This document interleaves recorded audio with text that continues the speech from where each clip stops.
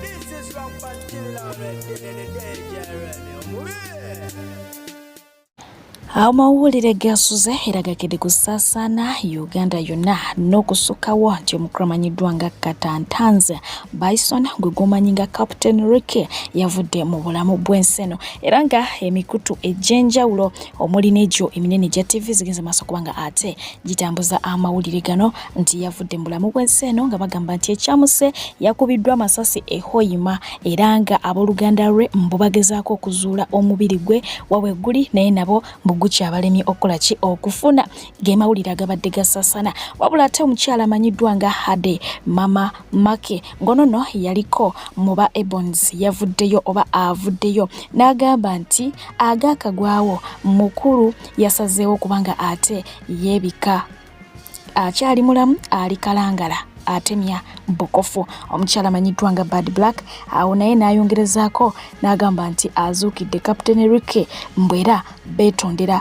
okubanga bakyankalanyiza bannayuganda nga bagamba nti afudde naye ngera muba Ebons twafunyeyoko abaavuddeyo ne babanga bamubika tulinawo Princess Becky Juko onaye yagenze ku kitimba n'asooka n'awandiikawo obubaka obubika Captain Ricky wabula yamaze ate n'abudiriitinga wabula nga ate ye omukyala amanyiddwa nga Shira atuzanyira nga Shira yese ye yakoze ka video ng'akaaba n'okaaba gattako n'okubanga ate asiibula omugenzi nti weeraba mu kayimba mikwano gyaffe emirungi nze Shira ntwala omukisa guno okubategeeza tetufiiriddwa mukwano gwaffe mukwano gwammwe Captain Ricky afudde. Captain Ricky munange Mukama akusaasira akusonyiwa byakusobako weeraba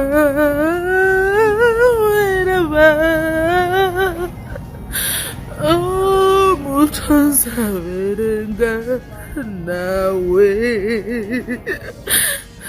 weeraba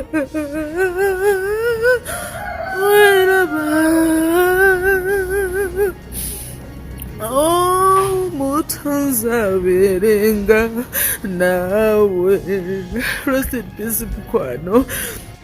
byebyo naye nga ekiriwo essaawa eno gemawulire agagamba nti omukulu tannafa weewaawo tetunaba nakyo kubanga ate tukikakasa ku pejje kwoli omwagalwa atumbudde kansubire nti oli bulungi egyo sinzidde okubanga ate onneekuumiddeko kadde kaffe kawanira nga ntuuse natera okubanga nkutussako ebimu ku ebyo ebigenda mu maaso mu ggwanga lyaffe Uganda. Eno bitalo ew'omukulu amanyiddwa nga Robert Kyagulanyi Ssentamu ne famire ye oba ne famire yonna ey'aba Ssentamu oluvannyuma lw'okubanga ate bafiirwako jjajja waabwe amanyiddwa nga Hajati Aida Kyosimbonanya Golosa ow'ematanga Masaka mukama amujjuludde mu bulamu bw'enseno olunaku olwaliro era nga Kyagulanyi ategeezezza nti afiiridde ku myaka 15 bw'atyo n'ategeeza nti yeebaza Mungu olw'ekirabo eky'obulamu kyabadde awadde jjajja waabwe kubanga awangadde. Ensangi zino abantu tebakyawangaala kutuusa ku myaka gino abaana bafa bato so yeebaziza Mukama olw'ekirabo eky'obulamu bwa jjajjaawe.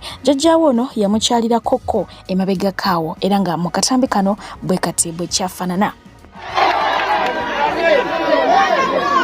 Nze abantu abamu bawulira nga bampita Swaibu nga beebuuza wafuuka otya Swaibu. Ono omukadde ono bamuyita Hajati Aida Kyosimbonanya. Ono mukadde ye jjajja wange azaala maama wange.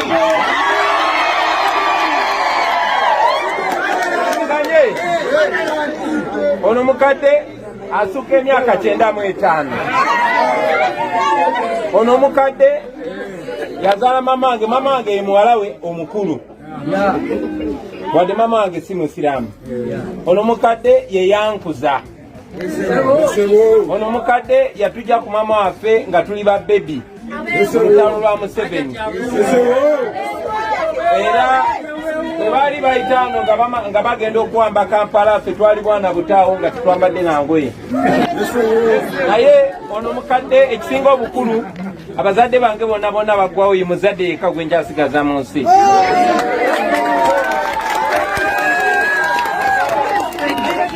njagala nnyo okubebaza abantu b'e Matanga mwe bali kunkumira muzadde wange era manyi bwe masiriwo yemwe mukuma mwebale nnyo mwebalire ddala jajja bana abantu batwagala nnyo ngali mu nnaku ya jjajjawe akungubagira ey'omukramanyiddwa nga Majembere avudde bw'atyo n'amukolera akatambi oba yakamukoledde olunaku olw'eggulo ng'amulabula nti singa addamu n'awalampa oba n'ayogera ku mukramanyiddwa nga Kaguta Museveni waakumulumba yonna gy'anaabeera ate amuyisemu ensambagere. Bobi Wine nkubuulira ntya Katonda njala kubuulira leero ndaba bulungi oba mugirikodinga oba mugisalamu oba temugisalamu olwaleero Christmas 25/24 Bobi Wine obudde bwo buweddeko ekiddamu kuddamu kuzanya ku President Museveni ne bwoba n'abawuweeyo nja kusalako okusabule nja kusabula ebyo muzanyirazanyira ku President Museveni omanyi gye yava omanyi gyatujje omanyi byakola bazadde baffe bye bayiseemu fene neggwanga bazadde baffe baliiwako omusaayi zino embwe ziddawo ne mutiisatiisa eggwanga your days are numbered. Nkomyewo as a general nkomyewo mu kibuga mwendi mwe muddawo mukole mutya muzanyira ku gavumenti mugiyita munnyo nti buli maka gubeeramu muyitiridde okumanyira gavumenti ne muleetaleetaaga amalala ge muyina hala bukukeeredde ssebo. Ebyo byonna nga biri awo saagala weerabire nti omukrono azenga akaabira mu kamera nga n'eminyira gikulukuta nga yeegayira omukramanyiddwa nga Kaguta Museveni amuddiza ebintu bye mbu byazzaamu ggyako omuli amataka biki byonna twala tugende era ng'agamba nti aweereza gavumenti ebbanga ddene naye emusasuzaamu kumubonyabonya. Weewaawo eyo nga nkugjayo bo ab'ekibiina kya National Unity Platform beeteekerateekera okusaba okw'okujjukira omugenzi Frank Senteza ne banne jukira nti ono yafa ennaku z'omwezi nga 27 Desemba omwaka gwa 2020 wali eri mu bitundu eby'Ebusega we yafunira obuzibu obwamutuusa mu mbeera ey'okufa. Bagenda kuba nga ate bamusabira wali eri ekitovu Cathedral Masaka era ng'omugenyi omukulu ajja kubeera Robert Kyagulanyi Ssentamu olunaku lugenda kubeera ate lwanca. So nga ate era yo poliisi evuddeyo netegeeza nti waliwo omusumba avudde mu bulamu bw'ensi eno oluvannyuma lw'endiga eyakwatiddwako eba yaguddeko emizimu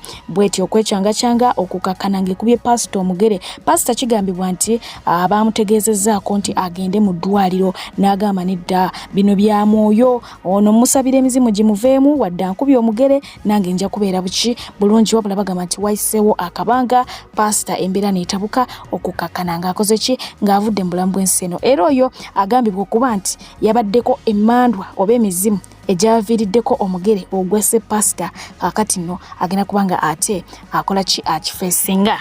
Jebukedde olunaku olwaleero ng'omukulira Kaguta Museveni alonze Hajati Sharifa Buzeke abeere ng'ate akulira ekitongole ki Kampala Capital City Authority kiyite KCCA ng'ono nno agenda kudda oba azze mu bigere bya Dorothy Kisaka wabula ng'agenda kuba ng'ate amyukibwa omukramanyiddwa nga Benon Kigenyi. Abangi gye mwaliridde ebitafutafu ne musambya n'ebigere ku lunaku lwa Ssekukkulu wuno Namukadde Sofia Nampa atemera mu gy'obukulu 72 ne bazzukulu be 4 ngono mutuuze mu zooni y'Ekimwanyi wali eri mu Katanga ekisangibwa ewandegeya. Amazaalibwa ga Yezu Kristo omwana wa Katonda omulamu tegamutambulidde bulungi oluvannyuma lw'okulemerwa okufuna ekyokulya era ng'okukakana bafumbye ebikuta by'amatooke gattako caayi omukalu ne basalawo okubanga ate batambuza batyo obulamu. Nampa agamba nti tajjukira ddiru yasembayo okulya nnyama era nga yategeezezza nti abazzukulu be neiba abadde abamuweerangako ekyokulya naye yali yakasenguka ennaku ezo eziyise emabega. So nga ate wuno Ssemaka ono nga Ssekukkulu ye yamusanze ku kitanda oluvannyuma lw'okufuna obutakkaanya ne mukyala we ekyamuviiriddeko kubanga ate amusala ku mumwa. Ono nno avuddeyo n'ategeeza nti ayagala bwenkanya. So nga ate era mu disitulikiti ey'e Kabale Ssekukkulu teyalese mawulire malungi oluvannyuma lw'ekyalo okugwa ku musajja mukulu atemera mu gy'obukulu 35 ne bamukuba emigga egyamugye mu bulamu bw'ensi eno oluvannyuma lw'okumenya ekiyungu kya muganda we n'abbamu empanga 2 ze yabadde yeetegekedde nga zaakulya ku Ssekukkulu.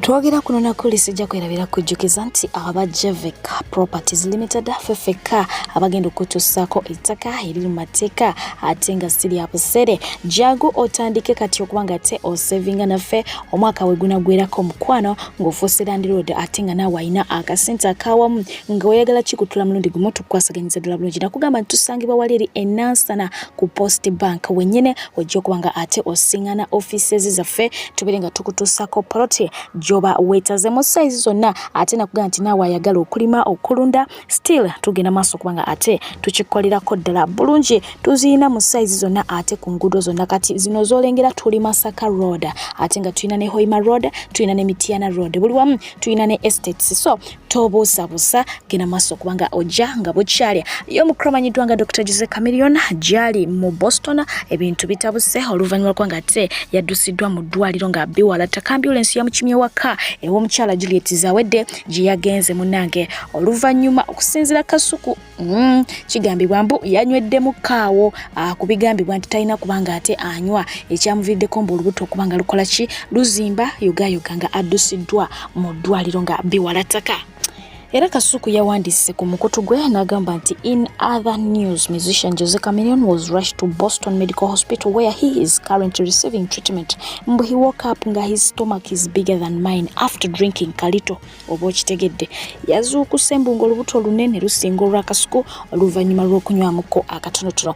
Bino byennyini omuto Abba bye yabagamba n'abagamba nti daddy ekimutawaanya si kirala akola ki atera okunywanywamu era ng'ebyo byanywa bye bimuviiriddeko embeera emulwaza byonna bye twasobola okuba nga tubitegeera bangi ne bavaayo kubanga ate bamukondeminga so nga ate n'abaamutegeera basigala nga bamutegeera. Omukyala amanyiddwa nga Sheila oba Shira Geshumba avuddeyo n'awandiikira Abba n'agamba nti Abba Marcus for president, very bold, intelligent, vocal and well-raised young boy. His generation is in the right hands with him at the front. Bw'atyo ye bw'ategeezezza nti ono ye ekyobukulembeze ajja kukisobolera ddala. Ali bold ate mugezi asobola okwogera ate nga yakuzibwa bulungi mwana mulenzi muto kwegamba muteeketeeke era ng'agamba nti ekyasa kye kyo kijja kubeera mu mikono mituufu singa anaaba nga yakoze yabakulembedde mu maaso. Oyo ye Shira Gashumba bw'atyo yagenze maaso kubanga ate ayogera ku nsonga ya Abba Marcus naga nti ensonga eno eyimbudde abawanvu n'abampi abazadde n'abatali oba okitegeera okusinziira buli omu nga bw'agitegeera bw'avaayo kubanga ate awa opinion ye. Twabadde tukyali awo ne zireeta omukyala owa Capital FM amanyiddwa nga Lucky Mbabaze. Ono ye yagala sijja kubiwandiika bino but ngenda kubanga ate mbakolera ka video bw'atyo n'asalawo kubanga ate yeetunuzaamu kamera bulambalamba n'agitulamu n'agenda maaso kubanga ate annyonnyola ku nsonga ya Abba Marcus. We parents, we were triggered. Oh my God, you should have seen social media. Most of them were like, how can he say that? What about parents who don't pay school fees? Listen, I kind of get it. I understood it completely and I wasn't offended when he said that because I agree with him. School fees, bare minimum.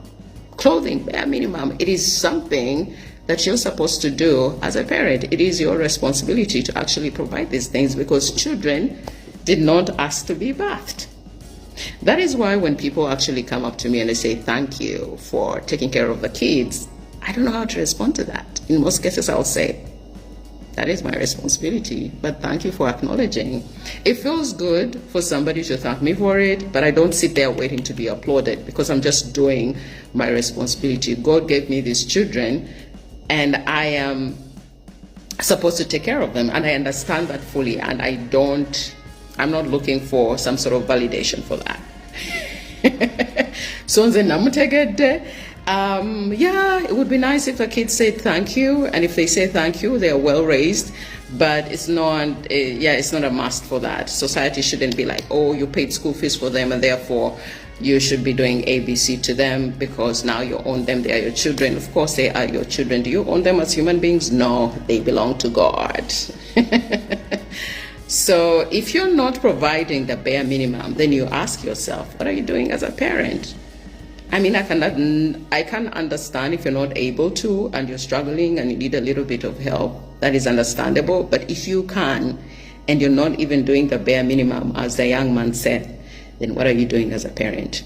I saw another netizen, quite a number of them, who asked, okay, if that's the bare minimum, then what is beyond the bare minimum. Beyond the bare minimum is you going an extra mile to understand your child mentally, emotionally, being there for them. If they need that extra help, you actually give it to them with full-on attention, because you're going above and beyond for them. That is what they call going beyond the bare minimum. Otherwise, wewawa yo mukromanyiddwa nga Frank Ntambi oba Ntambi Frank yavuddeyo n'agenda maaso kubanga te asekerera bakyalibe okuli Kasuku, okuli Edisendi, omukulu Bajjo, Fulufiga oluvannyuma lwa abo kubanga ate abawa level. Jukira nti ono yabakoledde live n'agenda ng'ate abatematema mpola yonna gye byamusanze yavuddeyo ne yeebaza aba olw'ekyo kyageze maaso kubanga ate akola ng'agamba mbu bano babadde basusse bwe bandikoze kye bwe bandikomye. Frank Ntambi weni balukeza tuli no mukyalo wala naye amawulire ga Abba Makasi mayanja bannange. Abba Makasi kyakoze basajja bange, my goodness. Kasuku kukuwaza banga aina bachelor's degree in community psychology, bagikutte ne bagivu omwana yagikutte ekyo nagivunga ati Bajjo student moves ne bamukwata bati mukadde waffe Emmanuel Sendi nibamukwata nga agenda twala eri olugezigezi Aladini presidential advisor ye omwana kyata Uncle Wizo Abba Makasi atwadde Christmas gift.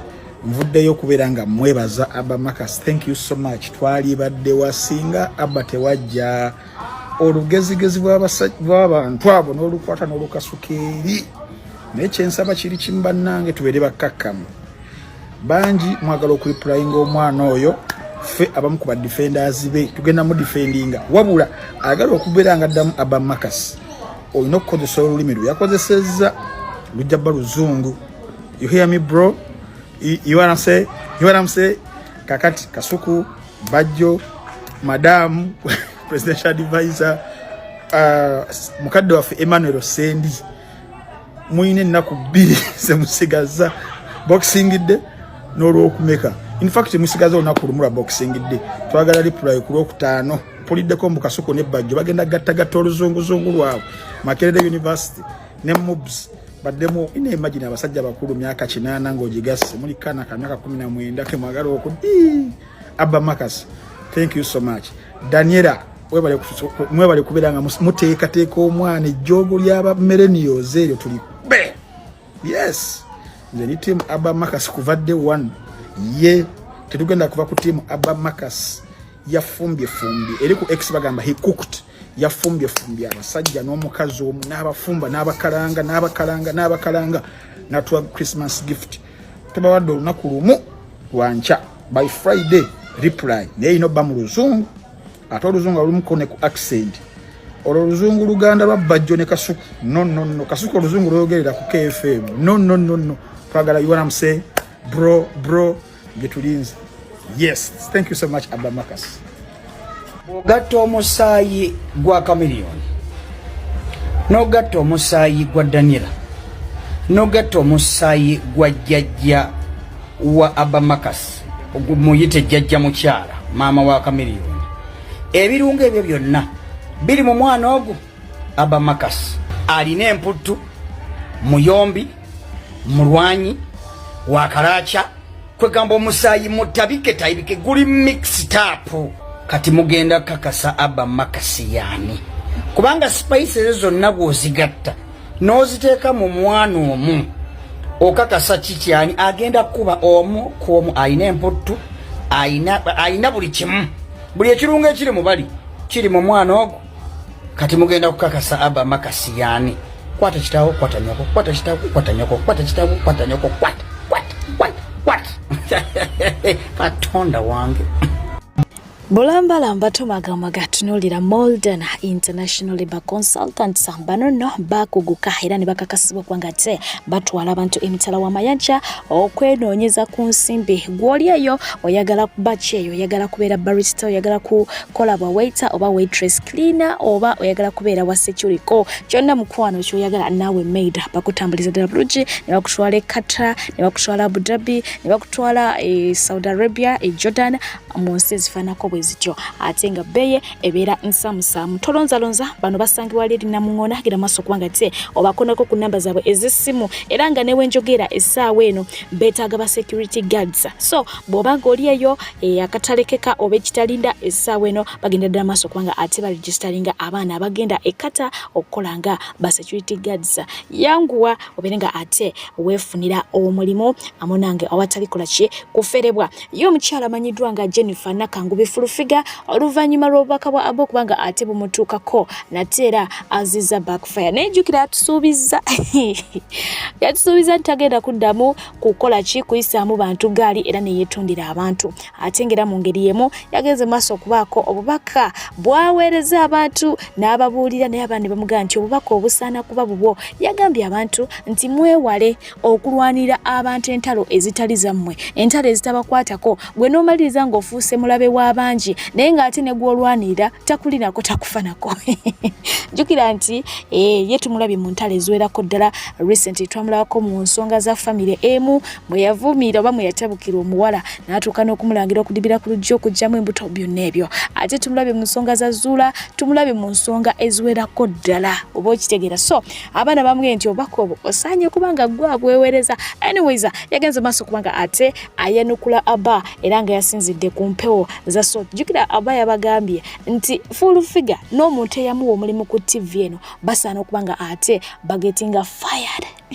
njagala okutegeeza Abba bw'oba weeyita wakabi nga weeyita wa kitalo nga kyekikuvooza kitaawo njagala okwate passport oba olina obutuuze bwa America giteekeyo bw'oba olina obutuuze bwa America ennyumba gye mulina kamiyoni yagigula akyagisasula mukyali kwasalira anytime any day ebyogamba muno bw'oba in fact kati n'omuntu wakusunga bakuzza wano tonna bakufuna right emanyira abantu kubavoola balengeza bonna mulinda taatawo nabadde mu ddwayo nandaga essimu nandaga buli kimu emitwalo gya dola gyabaweereza buli mwaka buli wiiki buli mwezi nabiki buli kagabe masannyalaze kakibe kiyakiteekako kyekyatukabiza ne kamiliyoni abantu badde batukabira ki ekyokuvuma taatawo si esolution ekyokuvuma jjajjaawo Abba okimanyi bulungi nakunonanga kusomera eri wansi nga kamiliyoni antuma nga nkolera bwenti tolina na right eyimirira kunvuma yantaddemu naye nakunonanga kusomera olaba eringa Namuŋŋonga eri essomero liri eryambala ne green eri wansi nakunonanga sometimes nga nkutwala ne ku ice cream wali katolina right envuma nkuleze wenti okimanyi nti badde ndi mukwano gwa famire ndi mukwano gwa tatawo sisobola kukkiriza kuvuma jjajjaawo kubanga Abba tukwagala lwa kamiliyoni kamiliyoni n'amala akutuka bw'ati mwenna mwekamba buulire tubamanyi lwa kamiliyoni value tugibawa lwa kamiliyoni tuba respecting lwa kamiliyoni twabategera lwa kamiliyoni tubaagala because of kamiliyoni singa taliiwo Abba theme n'abaana abakabi abamanyi ne accent waliyo ne bazayiddeyo nze mbeera n'abaana bajuweti zawedde ne bandaba era wawunya abaana bazawedde bambuza bakino kankimale nalabye abaana ba Bobi Wine nga basisinkanye Katikkiro basisinkanye mukyala wa Katikkiro nga bamubuuza bayimiridde bemenyako bwe bati ebifaananyi ebyo mukuza abaana b'abaana tugende tezifudde Adana Lusogo omukulu amanyiddwa nga Omulangira Ssuuna OSS Kyaddaaki amaze n'akungula okuva ewa Jerusalem Sale oluvannyuma lw'okumuwa 3,000 eza $. Mu kayimba ke era n'ategeeza nti bajja kukeetaaga wadde nga wali yabikola ki yatulaga nti trash kaakati nno avuddeyo nga musanyufu byansuso naye nga y'omukulu amanyiddwa nga Genial Zamba bw'atyo yavuddeyo n'ategeeza nga bw'atayagala Christmas n'ebigigenderako byonna ennyimba ezikubibwa zimunyiza abantu bye beetala mbusimanya batijjuka nabadde eno bagenda mu byalo byonna mbo bimunyiza ate talina na nsonga nkulu eri awo lwaki bimunyiza wabula awulira buulizi nga bikola ki bimunyiza. I hate Christmas. I really do hate Christmas. Why? I don't know how I turned into the Grinch. I hate hearing Christmas songs. Krampus. That whole Joe of like the town is busy, everybody's going to the village. I hate that shit. Why? I don't know. I hate it. Like I don't even want to celebrate it. Yo mukramanyiddwa nga yeekolera olunaku lwaliro mazaalibwa ge wabula nga ate olunaku lwe lumu maama we lwe yakola ki lwe yava mu bulamu bw'ensi eno. So buli lwe lutuuka abeera ajaguza amazaalibwa ge ate n'anakuwala olwa maama we kubanga yava mu bulamu bw'ensi eno. Omukyala amanyiddwa nga Maria Nambala ate ye ajaguza emyaka 38 proudly n'agikubawo ku mmeeza ekyo tekisanka mu bakyala. Ate nga yo mukramanyiddwa nga Honorable Joel Ssenyi gye buvuddeko awo yategeeza nti awezezza emyaka 38 wabula nga waliwo abatali bamativu era ngo neyavaayo n'amubuuza nti have you added your childhood 15 years you spent in Burundi, your mother and Mr. Bisekezi Joel bwatyo bwe yagenda maaso kubanga ate amubuuza oba yagattako 15 egy'ombuto gye yamala mu Burundi. Olunaku lwaliro mazaalibwa ga mwana muwala amanyiddwa nga Amal Musuza ate Edirisa Musuza nga ali wamu ne Rema Namakula bwe batyo bwe bakikwasaganya. Maama Nyamutoro yakedde kutwagaliza mazaalibwa malungi. Abaana bakula speed. Omwana awezezza emyaka 10 ono gwolaba gwe bazadde jjojuzi wano 10 giweze waliwe oba okitegeera bwaliwe buti nga Rema ali kuki ali mu ddwaliro nga Kenza amukulisa mwana ate nga yo mukramanyiddwa nga liri puzzle Lunabe ennaku zino mukambwe yavuddeyo n'agenda maaso kubanga ate ategeeza eggwanga nga liri puzzle nga Eddie Kenzo bwali omukulembeze aliko omwoyo gw'obukulembeze asana kubeera muki mukulembeze. Kenzo alina spiriti y'obukulembeze. Kenzo tuula nayo yogera naye n'owulira ng'okkakkanye ekamulewe teri buyinza butava eri Katonda. Kenzo Katonda yakuwa omukisa. Katonda yakuwa omukisa Kenzo. Nkugulira Eddie Kenzo. Era leero lwe nategedde nti Kenzo asobola abayimbi.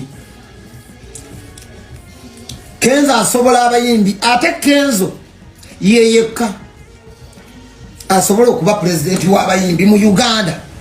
Teri bamulala. Kubanga Kenzo ensonga azikwata kisajja kikulu. Kenzo ensonga azikwata mpola. Kenzo tapakuka.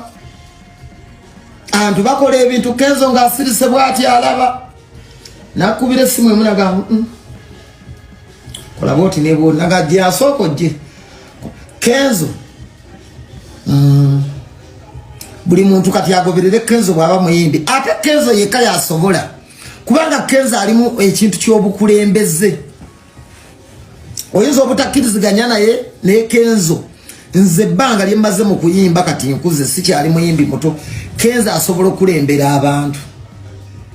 Naye mbu bali bagundi abo tebasobola. Nze sobola kunjolo nga gye badde wali wambuziza gwe tosobola. Nze sobola ekisooka nyiga mangu. Nze nekyawa mangu. Abo abaana engeri gye bamanyira Kenzo bwe mbanze mba nabisuulawo dda kuba Kenzo ze star. Nze mba nabisuulawo dda tombuulira ne wiiki tewera. Era Kenzo musajja nnyo okutuula ku federation n'amala omwaka mulamba nga atuddawo nga n'abo bagundi bamusumbuwa abo simanyi baani abo abawala abo abataagala bakulembera bo buli kadde balina omuntu omugumu ne bamuyisaamu amaaso n'asigala ng'asirise. Kenzo musajja nnyo. Nze sisobola. Kenzo gwe tusobola. Kenzo ku bwa sitaabwe n'alekawo emirimu gye n'asiba ku federation ng'atudde namugaa Kenzo gwe tusobola.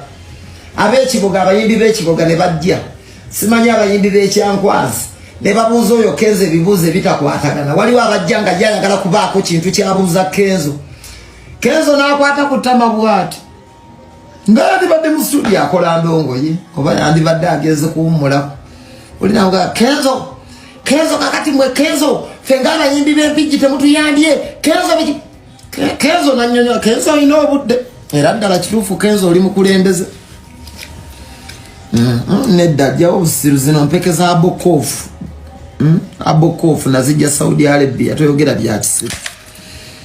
So bakama bange embeera bwetyo bweri. Leero simanyi oba nayimba oba siyimbe. Omukazi munnange yajja mu business yange n'agipamira yajja mu lujja lwange n'apamawo n'ayonoonawo n'amala n'agenda. Omukazi yajja mu lujja lwange n'apamira business yange yonna n'agiyiwako omulagala. Yajja mu business yange n'agipamira bwe yamala okupamawo oyo Fiina Mugerwa n'asituka n'agenda n'agamba pamidde ngenze. Bwatyo bwe yakola. Kati leero sikoze ndoza kikuwadde essanyu. Wajja mu business yange n'opamira olujja lwange bwe wamala oddupamira n'omala n'ogenda. Abazadde kambanjulire Ibn Ryan Junior School somero lya Dene Boarding ate nga ly'abawala n'abalenzi liri ku musingi gwa Buyisiraamu wabula nga baaniriza enzikiriza zonna. Balina abasomesa abatendeke abaabangulwa okulera wamu n'okusomesa abaana. Balina school van ezireeta abaana abava ewaka ate nga balina ebisulo ebiyoyofu ebiyonjo okukamala gattako ne bametron abamanyi okulabirira abaana. Basomesa ebintu eby'enjawulo omuli okuwuga, okusamba omupiira, okusuna ennanga, okusuna jita ate nga n'aba scout tibabeera biddeyo. Bano basangibwa wali Mayabukomi kilomita 14 okuva ku luguudo lw'e Kampala okudda e Masaka. Ate nga registration agenda maaso. Abeetaaze bakubire ku namba zaabwe z'essimu 0782 7949 oba 0704 2500 oba 0774 2500 beboka abajja okubangula omwana wo. Gabo wakitegeddeko nti bannayuganda mu ggwanga erya South Africa ab'ekibiina kya National Unity Platform bawandiikidde omukulu amanyiddwa nga Womala Kiseke ebbaluwa emugoba mu kibiina kyabwe esaidi eyo. Okitegeera kakati nonno kino kyaviiriddeko omukulu amanyiddwa nga Liri Puzzle okujaguza ng'agamba nti omukulu ono Womala Kiseke yali abafuukidde akayinja mu ngato. Womala Kiseke omulabye Katonda bwatyo bwakola. Ozenga owayiriza abaana b'abantu buli omu gw'omanye yaliya. Neva ne ngamba abantu bano nti bannanga omuvubuka oyo atuzannyira ku mitwe. Omuvubuka oyo yalya ssente. Womala Kiseke yanywa super deep n'omuceere gwa basmati n'alya nakkuta n'agattirako n'emboona z'ekibuye yalya. Laba audio ne mugamba nembagamba ne munne afulanda ni balya. Kati Womala Kiseke ne bwoyogera ki fe tugaba chance ejo. Ngera bawulira nti Lunabe ayongedde ddala okuba gatse afuuka olunabe ku mukyala amanyiddwa nga Fiina Masanyalaze oba Fiina Mugerwa. Jjukira nti oyo yamuteeka ku lisiti ng'agamba nti y'omu ku bayimbye ennyimba ezitali nnungi omwaka guno, ennyimba ez'obusegu, naye ng'okusingira ddala pafoomensi ye gye yaleeta ku siteegi yeviirako kanaaluzaala ey'abantu okuba nga bazina enkudi mu ngeri etali nnungamu. Kaakati noono akolimira Fiina era ng'agamba nti abaana be tebasobodde funa kyakulya ku Krisimansi kubanga mbu omukyalo ono yagenda maaso okubanga atakola ki amuterayo akabega asobole okubanga ateekebwako baani. Bingi bye yavuddeyo okubanga ate amwogera bisinza kubanga nkuddira mu kadde kano wabula okubanga ate nkutuusaako naawe obeere nga weewulirako. Mu byonna nkujjukiza nti Sheikh Ashraf ajja kubanga ate akusomereddwa gwe alina olutwe ate munnange nga bakusongamu n'awatali nsonga ne bakuwaayiriza ne by'otakoze ajja kusomereddwa mukwano ebeere nga ate ekuvaako by'osiba bikutuka genda yabeere nga ate akusomera edduwa mu ddakiika y'emu eyo. Bingi byagenda maaso okubanga ate akolako nga bayita mudwa mbadde pije okubanga ate nkuweereza ngenda kubanga ate nkwerekereza sabe mungu oyo atakuumira mpera asigale nga abankuumidde abanjagalidde ennamba z'abantu bonna benanga ku screen kweziri bulambalamba bw'obanga togiraba bulungi oliwaddembe okubanga ate ontuukira nonga nti Fifi ennamba ya Seka yeriwa Fifi ennamba ya Jevik yeriwa Fifi ennamba ya Molden yeriwa Fifi ennamba ya Ebun Ryan yeriwa jangu nja kubanga ate nze kuwa bulambalamba mbere bulungi mweraba omukazi munnange yajja mu business yange n'agipamira yajja mu lujja lwange n'apamawo n'ayonoonawo n'amala n'agenda omukazi yajja mu lujja lwange n'apamira business yange yonna n'agiyiwako omulagala yajja mu business yange n'agipamira bwe yamala okupamawo oyo Fiina Mugerwa n'asituka n'agenda n'agamba pamidde ngenze bwatyo bwe yakola kati leero sikoze ndoza kikuwadde essanyu wajja mu business yange n'opamira olujja lwange bwe wamala oddupamira n'omala n'ogenda ng'enkola yammwe bweri wapamira business yange yonna n'ogipamira n'oyonoona olujja lwange otegeera kati sikoze gwe oli oyo ne bbaawo mwekubaaga nze sikoze ndeeta abaana bange ewuwo obagulire enkoko ndeete Falidi onaamusobola Falidi mukuleetere yasula wamumpe gy'abeera mutwaliremuko ku baana bange ate okumanya muli babi wagaana kitaabwe okukola essimu yange ogirina lwaki abaana bange tobakubidde n'obagana ne bajja ne balya kaceere kubanga gwe munnange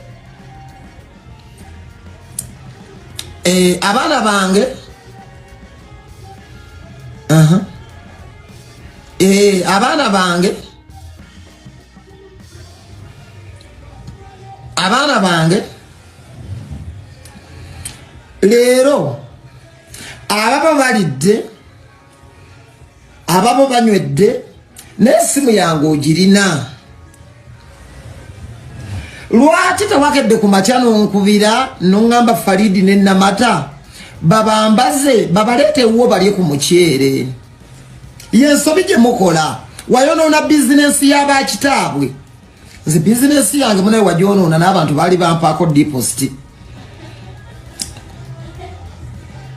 bwe kigwa ku bapoliisi nze bizinensi yange wagyonoona wagimalawo era bwe nva ku live ngenda kwebaka kuba naligambye evuge emmotoka mu kibuga emmotoka nzivuzisi nandigambye ngende mu bbaala kati ndage wasinywa mwenge bannange nga bali mu kukola kantuule wange neebake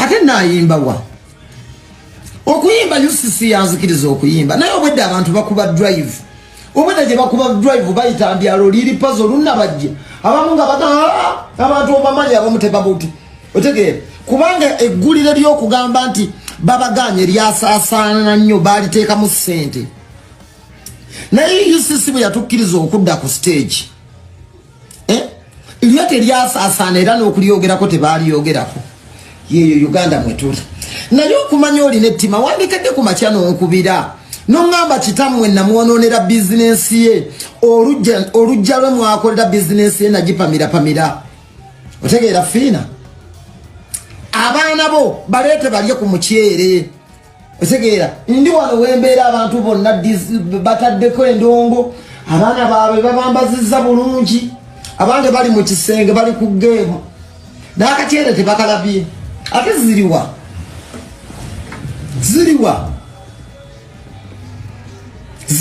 showezi emirimu wagitta